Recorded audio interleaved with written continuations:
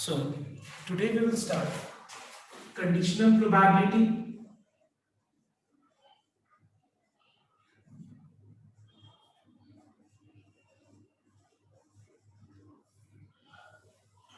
So what is conditional probability or we can say जैसे कि मैंने लास्ट डे एक टर्म यूज किया था डिपेंडेंट इवेंट है कि नहीं, तो यहाँ पे हम लोग कंडीशनल प्रोबेबिलिटी में वो टॉपिक अच्छे से क्लियर हो जाएगा.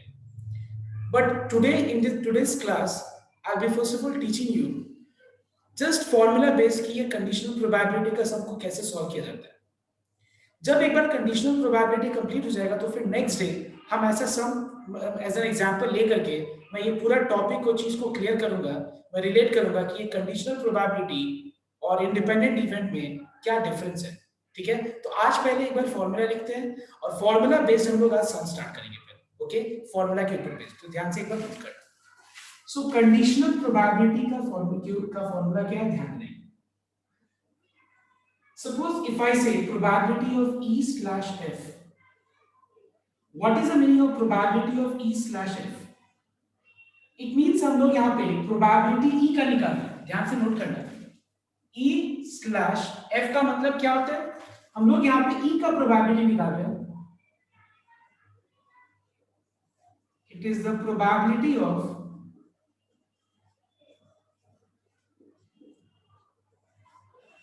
occurrence of E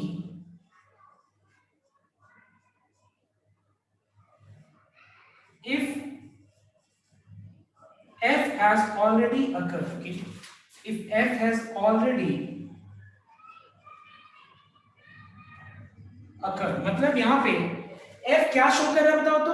F वो इवेंट शो कर रहा है जिस पे E अपना डिपेंडेंट है. मतलब E जो इवेंट है किस पर डिपेंडेंट है बताओ तो, F पे डिपेंडेंट है. बिकॉज F ऑलरेडी हो चुका है और अब हम अगर E का प्रोबेबिलिटी निकालेंगे तो अपना जो probability of occurrence of E is dependent on probability of F. तो प्रोबेबिलिटी ऑफ E क्या हो जाएगा, it is equals to probability of E intersection F divided by probability of F. इसका पूरा अच्छे से हम लोग चीजों को और क्लियर करेंगे बाद में. अभी फिलहाल तुम लोग सम्स पे कंसंट्रेट करना, फॉर्मूला पे कंसंट्रेट करना. ये फॉर्मूला कैसे आया इस पे दिमाग मत लगाना, क्योंकि अगर उसमें तुम अभी दिमाग लगाओगे तो आधा से ज्यादा टाइम तुम्हारा उस पर चला जाएगा और तुम ये टॉपिक को समझ नहीं पाओगे. और मैं इसको बाद में हम क्लियर कर देंगे कि ये कर क्या रहा है. ठीक है, why is this called conditional probability. Conditional probability में ये नीचे P ऑफ F क्या है, इसका मतलब क्या है, वो सब हम क्लियर कर देंगे. अभी हम जितना तक समझा रहे बस उतना समझो. ध्यान रखना फिर से. So probability of E slash F, probability of E का निकाल रहे हैं या F का निकाल रहे हैं. ध्यान से समझो, E का प्रोबेबिलिटी निकाल रहे हैं, F का नहीं. E का निकाल रहे हैं under the condition F has already occurred. अगर मान लो प्रोबेबिलिटी ऑफ मैं E लिखता हूं, इसका मतलब ये हुआ कि E जो है किसी पे डिपेंडेंट नहीं है. मतलब E का अकरेंस, E का होने का संभावना किसी भी इवेंट पे डिपेंडेंट नहीं है. समझ में आया. लेकिन E स्लैश F का मतलब क्या हुआ कि यहाँ पे E का जो अकरेंस है वो किस पे डिपेंडेंट है बताओ तो, E का होने का संभावना F पे डिपेंडेंट है. इसीलिए हम लोग इसको स्लैश के बाद F जो इवेंट लिखे हैं उस F इवेंट का मतलब क्या हुआ कि E का प्रोबेबिलिटी F पे डिपेंडेंट है. और इसका फॉर्मूला क्या होता है, it is probability of E intersection F divided by probability of F. This is the formula. ठीक है, हमेशा याद रखना जो स्लैश के बाद होता है वो यहाँ पे डिनोमिनेटर में आता है और न्यूमरेटर में इस दोनों इवेंट्स का इंटरसेक्शन का प्रोबेबिलिटी होता है. न्यूमरेटर में इन दोनों इवेंट्स का इंटरसेक्शन का प्रोबेबिलिटी होता है और डिनोमिनेटर में स्लैश के बाद जो भी होता है वो यहाँ पे डिनोमिनेटर में आता है. नाउ वन मोर थिंग, तुमको पता होगा ये चीज तुम लोग जूनियर क्लास से करते आ रहे हैं कि किसी भी इवेंट का प्रोबेबिलिटी, जैसे probability of F, what is probability of F, it is n of F divided by n of S. Alright, probability of F मतलब प्रोबेबिलिटी इस इवेंट का अगर निकालना हो so it is n of F divided by n of S. और अगर मान लो हमको प्रोबेबिलिटी E इंटरसेक्शन F का निकालना हो so it is n of E intersection F divided by n of S. और अगर मान लो मैं ये दोनों इवेंट्स को देखो एक बार ध्यान से, इसको अगर मैं यहां पर लिखूं, ये चीज को न्यूमरेटर में,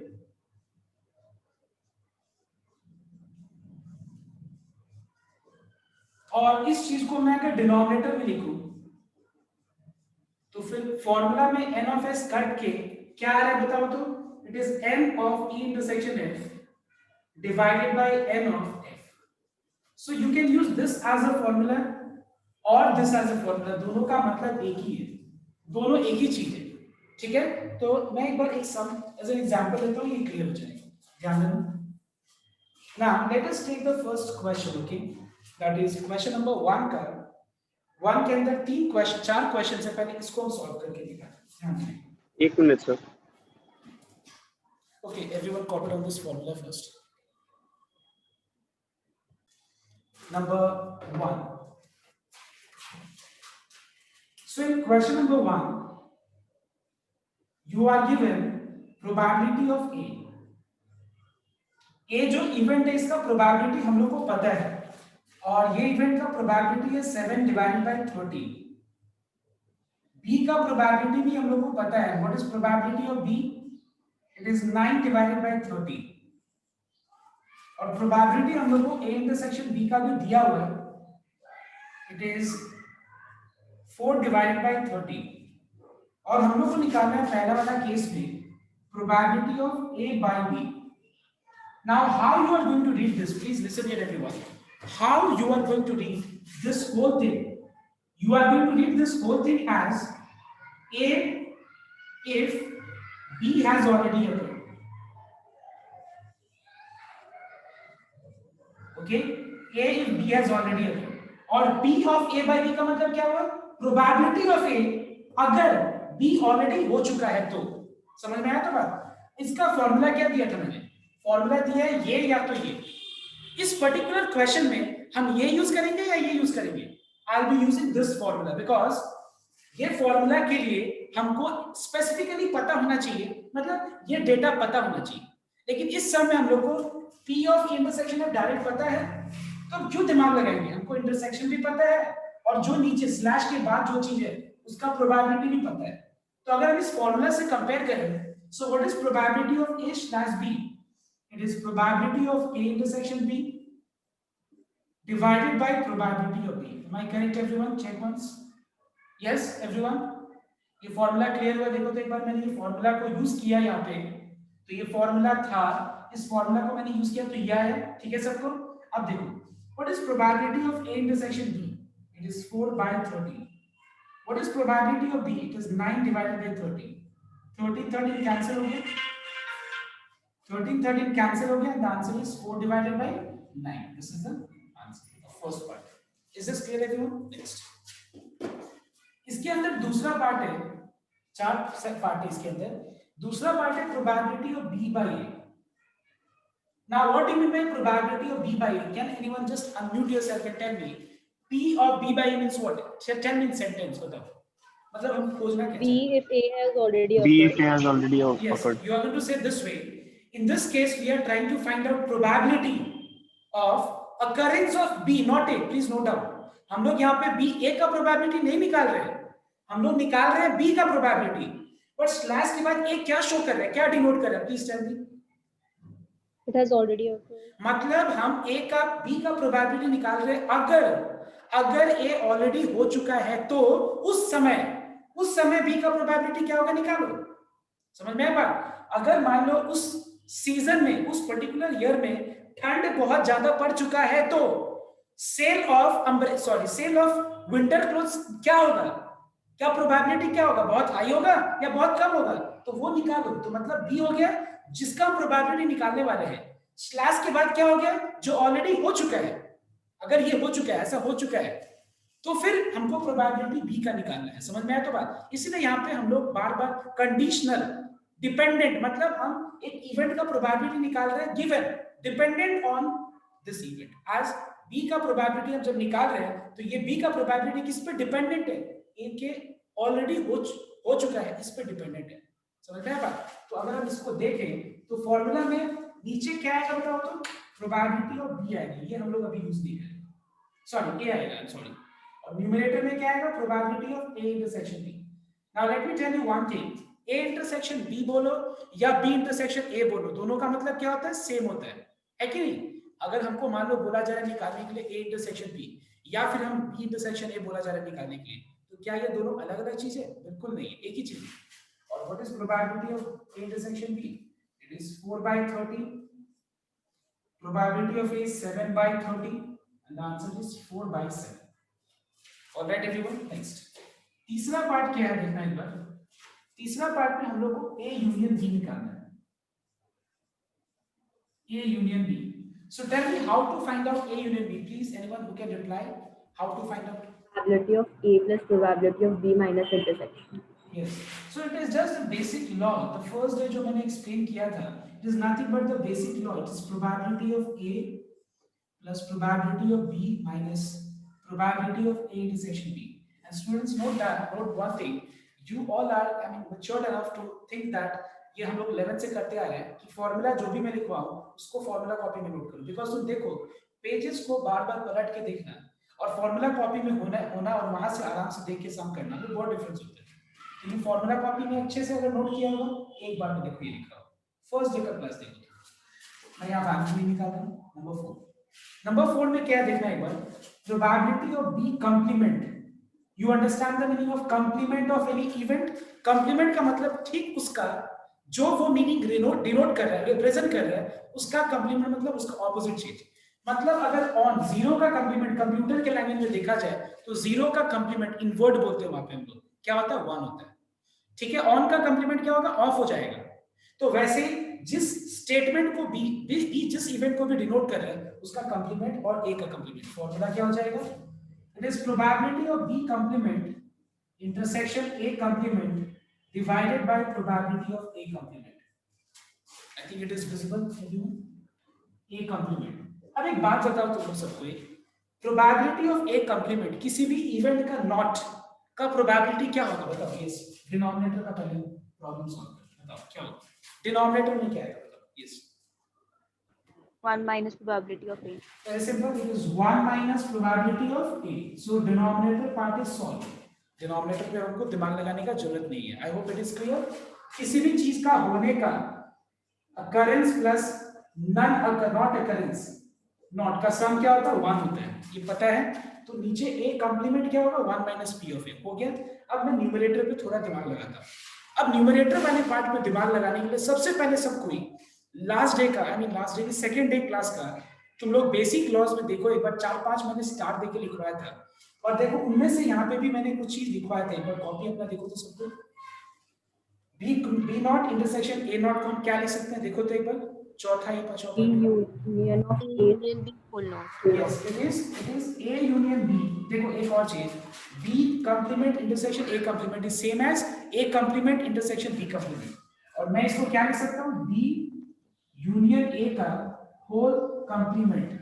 समझ में आया सबको? देखो ये वाला लाइन देखो, तुम अपना कॉपी में देखो, बेसिक लॉज जिसे लिखवाया था मैंने उसे मैंने ये चीज समझाया था कि अगर हम लोग यूनियन पे नॉट लगा रहे हैं, कंप्लीमेंट लगा रहे हैं, तो वो इंटरसेक्शन में बदल जाएगा। तो अगर हम इसका ऑपोजिट लिखें, ठीक है सबको?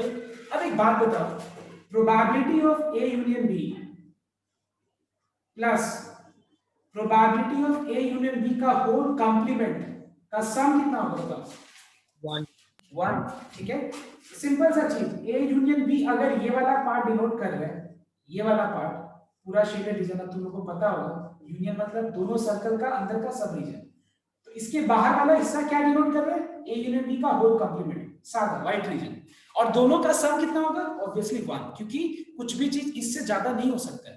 100% देखो, हम लोग जो 200% बोलते हैं, it is not practically possible. 100% से ज्यादा कुछ नहीं होता है। अब तुम बोलोगे प्रॉफिट, वो अलग चीज है, वो अलग चीज मैं बोलूं।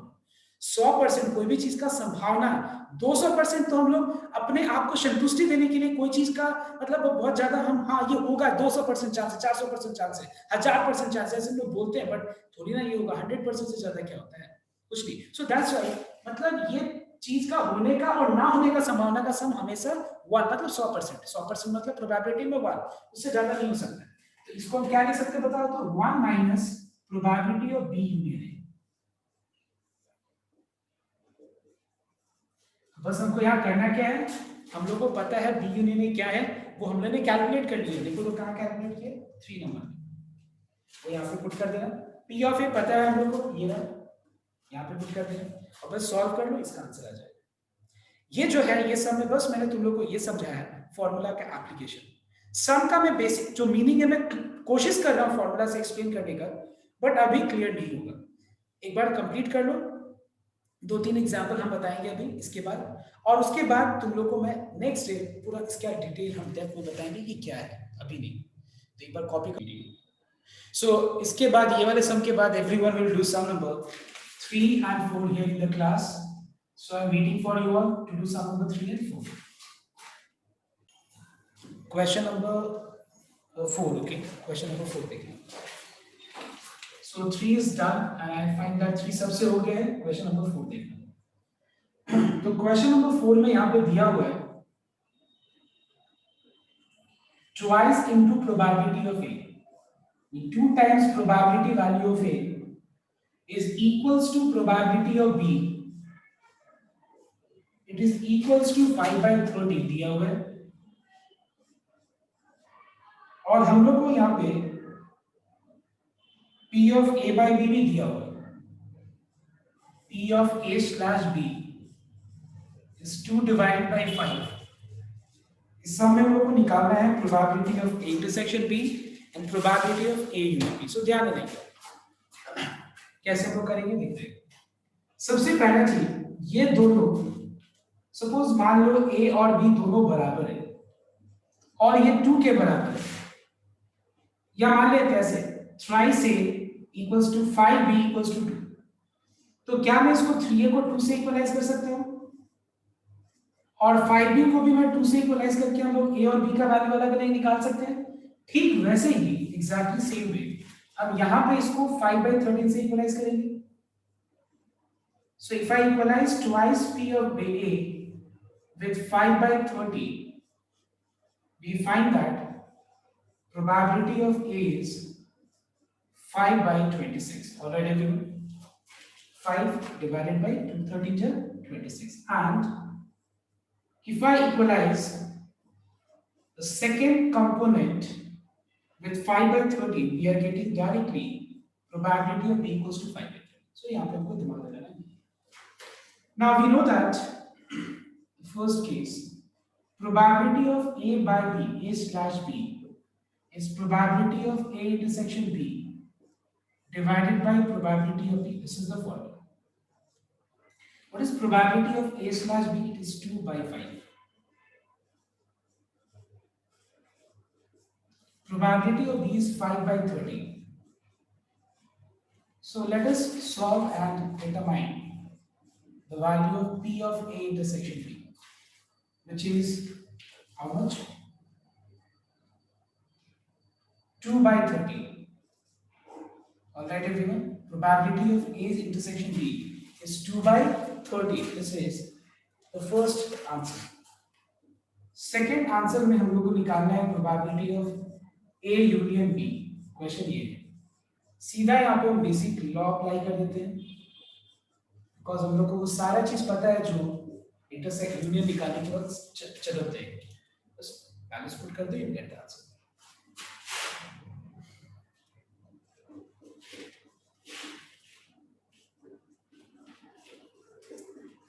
Okay, this is the answer.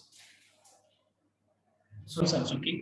So we have seen the application of formula. Now let's begin with problem sums, and for this, everyone will read question number 7. 7, okay, not 3. Sorry. Question number 7. ध्यान देना। So I want everyone to read and please concentrate here. Because तुम लोग का एक habit है इधर उधर देखना, कॉपी में देखना, पहले एक बार कंसंट्रेट करना बोर्ड पे, ठीक है? ध्यान देना। Question number 6. A coin is tossed twice. Sorry, yeah, twice. Okay, a coin is tossed. I'm sorry, I said question number 7 and I'm writing 6. 3 coins are tossed simultaneously. So if 3 coins are tossed simultaneously, you know that the sample space will be 8. Let me here write down all the 8 sample space, all the 8 outcomes here.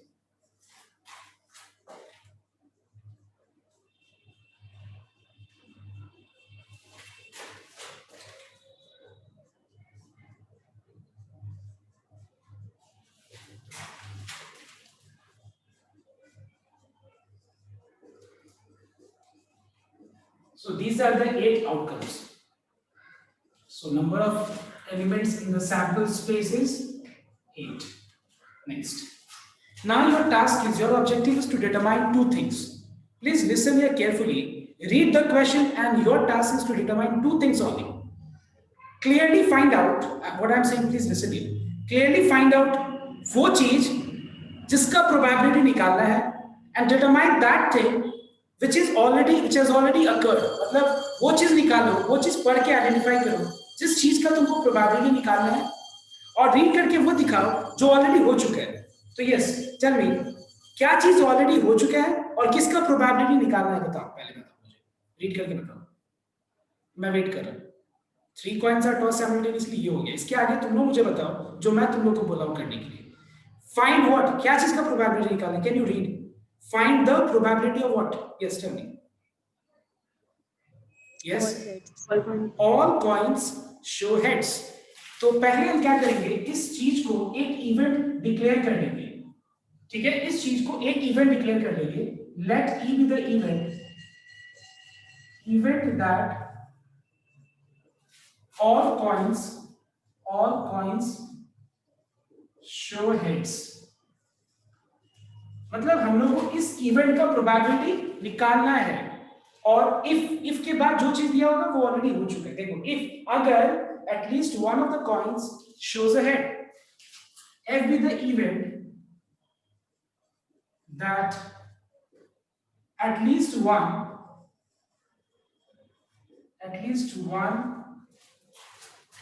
of the coins shows a head. ठीक है. Now यहाँ पे तुमको ये चीज समझना बहुत जरूरी है. देखो, पहला बात मैं क्लियर कर दूं, E और F से मतलब नहीं है. तुम E1 E2 लिखो, F E लिखो, G H लिखो, that is not a problem. Is this clear और नॉट? ये मत सोचना कि मैंने फॉर्मूला में probability of E by E/F लिखा है मतलब E हमेशा वो इवेंट होना चाहिए जो जिसका प्रोबेबिलिटी निकालना है, F वो इवेंट होना चाहिए जो ऑलरेडी हो चुका है. ऐसा नहीं है. कुछ ना कुछ तो यहाँ मुझे लिख के बताना ही पड़ेगा ना कंसेप्ट, कि जो पहले होता है उसका प्रोबेबिलिटी निकालते हैं. उस केस में अगर स्लैश होगा इसका मतलब क्या है, इस पे इसका प्रोबेबिलिटी डिपेंड करता है. डिपेंडेंट, समझ में तो बात. तो E का प्रोबेबिलिटी F पे डिपेंडेंट है. तो ठीक वैसे ही इस पर्टिकुलर क्वेश्चन में मुझे प्रोबेबिलिटी किसका निकालना है? इस इवेंट का निकालना है, ऑल कॉइंस शो हेड्स. अगर ये कम से कम एक कॉइन में हेड शो कर रहा है तो मैंने इस चीज को एक इवेंट ले लिया, इस चीज को एक इवेंट ले लिया. तुम लोग मुझे बताओ कि इस सम में मुझे F by E निकालना है या मुझे E by F निकालना है? बताओ क्या. चलो, E by F. Yes, it is E by F. Make sure everyone, मुझे ये निकालना है क्योंकि जो निकालना है वो हमेशा ऊपर रखा जाता है. ये निकालना है ना हमको, इस ये चीज निकालना है, ऊपर रखा है, और जो हो चुका है वो नीचे रखा. ठीक है. अब देखो, इसके लिए फॉर्मूला जो है हमारे पास 2 है. ये भी हम यूज कर सकते हैं क्योंकि कुछ दिया नहीं है यहाँ पे और निकालना है मुझे. हम ये भी यूज कर सकते हैं या फिर हम ये भी यूज कर सकते हैं. जब निकालना है, एक बार अब ध्यान से नोट करना इस चीज को. तो मैं पहले क्या करता हूँ, E निकाल लेता हूँ. ठीक है, E पहले निकाल लेता हूँ.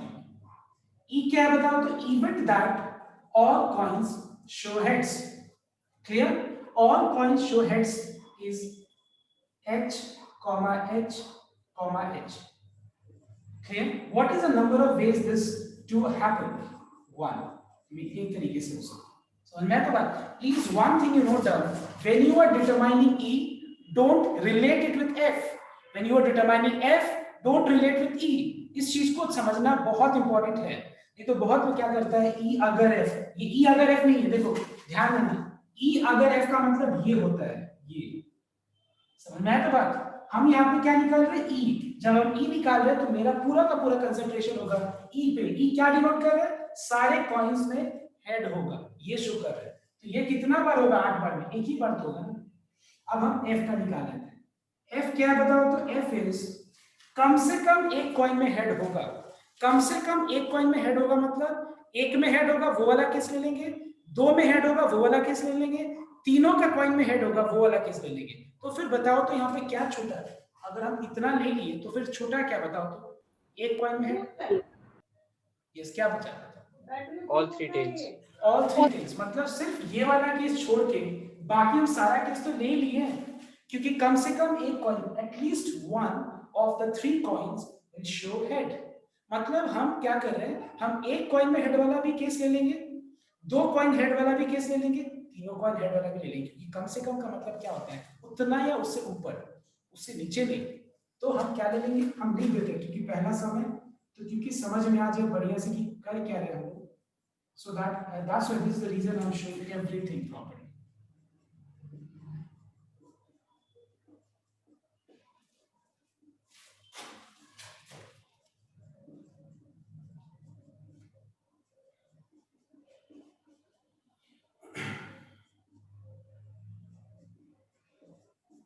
So we have got 1, 2, 3, 4, 5, 6, 7 days. So n of f is how much? 7. Now what is intersection of both the events now? इन दोनों events का intersection एक ही है। So इन दोनों के अंदर, इस सेट के अंदर एलिमेंट्स कितना है? एक ही है। तो required probability क्या है? Required probability equals to probability of E slash F. We are going to use this formula or this formula. It is better to use this formula. What is the reason for this? Because हम लोग क्यों बेकार में हम लोग एक step और आगे जाने की कैलकुलेशन करेंगे, जबकि यहाँ पे हम लोग का कैलकुलेशन से भी वही रिजल्ट आएगा। तो what is E intersection F? 1. N of F क्या है बताओ sir? 7. So 1/7 is the probability. This is the answer. If you say that sir, अगर हम लोग फर्स्ट फॉर्मूला यूज करेंगे तो क्या होगा? कुछ नहीं होगा, सेम ही आंसर आएगा। बताओ एक बार, n of E अगर 1 है तो प्रोबेबिलिटी ऑफ E क्या होगी? प्रोबेबिलिटी ऑफ E हो जाएगा 1/8 n of S। क्लियर और नॉट? किसी भी इवेंट का प्रोबेबिलिटी क्या होता है? n of E by n of S। n of E 1 है, n of S 1 2 3 4 5 6 7 8 है। What is probability of F? Probability of F is how much? N of F by N of S. Or what is probability of E intersection F? Intersection F एक बार अगर कर रहे हैं एक तरीके से, और N of S 1। अगर हम ये फॉर्मूला भी अप्लाई कर लें तो वही तो आंसर आएगा ना, 1/8 by 1/7/8। 1/8 by 7/8 is how much? आखिर में काट के तो वही आएगा 1/7, क्योंकि फॉर्मूला लॉजिकली दोनों एक ही चीज है। तो हम ये वाला फॉर्मूला फिर यूज क्यों करते हैं? क्योंकि कभी कभी क्या होता है सम में, जैसे कि हम लोगों ने देखा 1 से लेके 4 तक में ये सब वैल्यूज ऑलरेडी दिया हुआ, तो वहां पे हम क्या करेंगे, ये फॉर्मूला यूज करेंगे। जब हमको निकालना होगा तो हम ये निकाल के डायरेक्ट करेंगे। I hope it is clear to everyone. So this is the answer. So everyone copy down, and if you have any doubt you can ask me your doubt and clear your doubts. So everyone note down, I'll show you on the board number 9, और जिससे number 9 हो चुका है, you are try question number 12, which is very very important for exam. Exam के लिए बहुत ज्यादा important समय है। Okay, so you can just look here number 9, जिसका डाउट है। तो सबसे पहला चीज, अ डाइस थ्रोन ट्वाइस। एक ही बात है, अगर हम दो डाइस को फेंके या एक डाइस को दो बार रोल करें, बात बराबर है। तो यहाँ पे सैंपल स्पेस 36 होगा, तो हम यहाँ पे 36 आउटकम्स लिख के नहीं रिप्रेजेंट करेंगे, डायरेक्ट n of s 36 लिखेंगे। And I don't think that इसमें किसी को डाउट होगा कि वो 36 आउटकम्स क्या क्या है। You all know that 1,1, 1,2, those things you know. Next. Now उसके बाद क्या हुआ देखना है, and the sum। एक बार डाई को रोल करने के बाद दो बार क्या ऑब्जर्व कर चुका गया है, क्या ऑलरेडी हो चुका है? Sum of the numbers appearing is observed to be 8, मतलब ये चीज हो चुका है। Let E be the event that sum of the numbers appearing is 8, that sum of numbers appearing is 8। ये ऑलरेडी हो चुका है, और हमको क्या चीज का प्रोबेबिलिटी निकालना है? हम लोग को निकालना है probability that the number 5 has appeared at least once. Event that number 5 has appeared least once, कम से कम एक बार जो 5 लिखा हुआ नंबर है वो एक बार कम से कम आया है, इसका मतलब एक बार या एक से ज्यादा बार भी हम लोग को लेना पड़ेगा। एक बार आया वो भी लेना पड़ेगा, 2 बार आया वो भी लेना पड़ेगा। So now note down, now the main confusion which I am facing is, please just can you help me out, that whether I have to find out E slash F or F slash E, just can you help me out? Yes. F slash E. Yes, we have to find out F F slash slash E E. because F का probability निकालना, E already हो चुका है statement देखो, मतलब हमको ये निकालना है, and it is n of E intersection F divided by n of E. Clear everyone? So let me just find out E. Now is it possible to write down E? Sum of numbers appearing is 8. Yes, it is possible. So let me write down. So 1 comma how much is it? It is 7, but 7 क्या die पे appear करता है? नहीं. So we'll not start with 1 comma. We'll start with 2 because 2 comma 6 is 8, 3 comma 5 is 8, 4 comma 4 is 8, 5 comma 3 is 8, then 6 comma 2 is 8. So we have n of E, which is 1, 2, 3, 4, 5. उसके बाद f का मतलब है even that number 5 has appeared at least once, मतलब कम से कम 5 जो है 5 एक बार कम से कम तो आया ही है, तो उसके लिए क्या होगा 5,1 5,2 5,3 5,4 5,6 1,5 2,5 3,5 4,5 6,5। तो यहां मैंने वो सारा केसेस ले लिया जहां पे 5 एक बार आया है। अब हम एक केस ले लेते हैं बिकॉज़ एक ही केस तो होगा ना जब 5 दो बार आएगा। So what is the meaning of this line? 5 number 5 has appeared at least once, मतलब कम से कम एक बार 5 अपीयर कर रहा है। कम से कम एक बार मतलब एक बार या दोनों बार। तो ये 5,1 ये सब हो गया। 1 फुट का उल्टा भी तो लेना पड़ेगा ना, उसके बाद 5,5। सो n ऑफ f हो गया कितना बार? n of f हो गया 1 2 3 4 5 6 7 8 9 10 and 1 11 ways। दोनों में इंटरसेक्शन क्या है? तो दोनों में इंटरसेक्शन मतलब क्या होगा?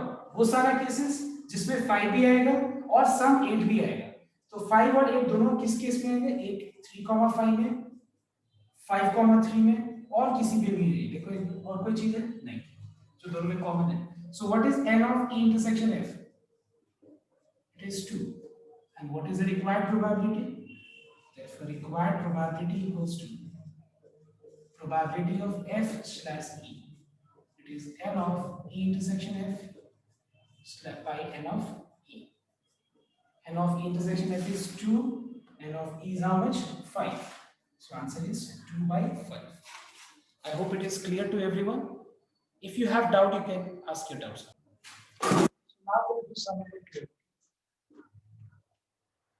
So you can read the question once and concentrate here on the board.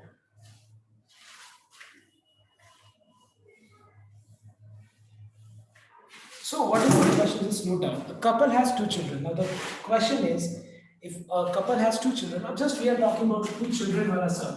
तो 2 children क्या हो सकता है? मतलब जेंडर के हिसाब से देखिए तो वो 2 children क्या हो सकते हैं? हेलो boy 2 children क्या होगा? boy girl very good, girl boy girl and girl। ना एक चीज ध्यान देना, मैंने यहाँ पे 1 और 2 क्या डिनोट किया बताओ तो?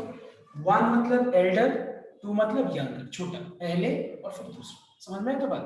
एल्डर और यंगर ये ऑब्वियसली यहाँ पे इंपॉर्टेंट है, ठीक है?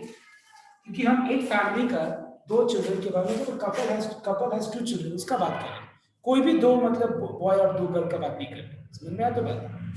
तो यहाँ पे इसीलिए कपल हैज 2 चिल्ड्रन मतलब एल्डर और यंगर का सवाल अराइज होता है। Elder younger and so we have find that we have total how many outcomes? We have got total 4 outcomes. Clear? Now see. उसके बाद यहाँ पे find the probability that both are boys. ध्यान देना। Find the probability that both are boys. So let E be the event that both are boys. Event that both are boys. इसका हम लोग को प्रोबेबिलिटी निकालना है। तो फिर बोथ आर बॉयज तो एक ही तरीके से होगा ना, एक ही फेज, n of e हो गया 1। ओके, ना एक चीज नोट करना, हम लोग को प्रोबेबिलिटी e का निकालना है स्लैश, स्लैश के बाद दो कंडीशन है, क्वेश्चन मार्क मैंने दिया यहाँ पे, स्लैश के बाद क्या दो कंडीशन है, पहला कंडीशन है अगर one of the children is a boy, पहला कंडीशन क्या है, let even be the event that one of them is a boy, ठीक है, one of them is a boy का मतलब क्या हुआ बता सकते हो तुम, exactly one is a boy या क्या, बताओ, yes please can you explain? एक या एक से ज्यादा। yes, one of them मतलब एक तो होना ही चाहिए, exactly one नहीं बोला है, one of them, बात को ध्यान से समझना, one of them is a boy मतलब हम लोग को निकालना है, मतलब हम यहाँ वो केस के बारे में बात करें जिसमें एक बॉय हो या दो बॉय, एक boy B1 G2 G1 B2 both are boys B1 B2, so n of E1 is equals to 3 ways। अब दोनों में क्योंकि हम लोग को पहला वाला केस में E/E1 निकालना है, तो न्यूमरेटर में E इंटरसेक्शन E1 आ जाएगा और डिनोमिनेटर में n of E1 आ जाएगा, ऑलराइट एवरीवन, डिनोमिनेटर में n of E1 आ जाएगा, तो इन दोनों का हम इंटरसेक्शन निकाल देते हैं, इंटरसेक्शन तो एक ही आएगा, so what is n of E intersection E1, it is 1, और इस केस में हम लोग को प्रोबेबिलिटी क्या चीज का निकालना है, E/E1 का, so it is n of E intersection E1 divided by n of E1, E intersection E1 is 1, n of E1 is how much, 3, so answer is 1/3 for the first case। Second वाले case में क्या निकालना है हम लोग को, second वाले case में निकालना है the elder child is a boy, let E2 be the event that elder child is a boy, तो सेकंड वाला केस में हमको निकालना है E का ही प्रोबेबिलिटी निकालना है given that elder child is a boy, so it is n of E intersection E2 divided by n of E2, so what is E2, elder child is a boy मतलब बड़ा वाला boy होना चाहिए, तो B1 B2 दूसरा कोई भी हो सकता है, दूसरा कोई भी हो सकता है मतलब दूसरा गर्ल भी हो सकता है, ठीक है, बॉय भी हो सकता है गर्ल भी हो सकता है, दोनों में कॉमन क्या होगा, इंटरसेक्शन E2 क्या होगा, एक ही केस आएगा, B1 B2, so what is n of E intersection E2, it is 1, and what is n of E2, it is 2, so probability हम लोग को निकालना है E/E2 का, तो देखो हमको यहाँ लिखना बहुत पड़ रहा है, ठीक है, राइटिंग पार्ट तुमको दिखाना पड़ेगा, so this is the answer।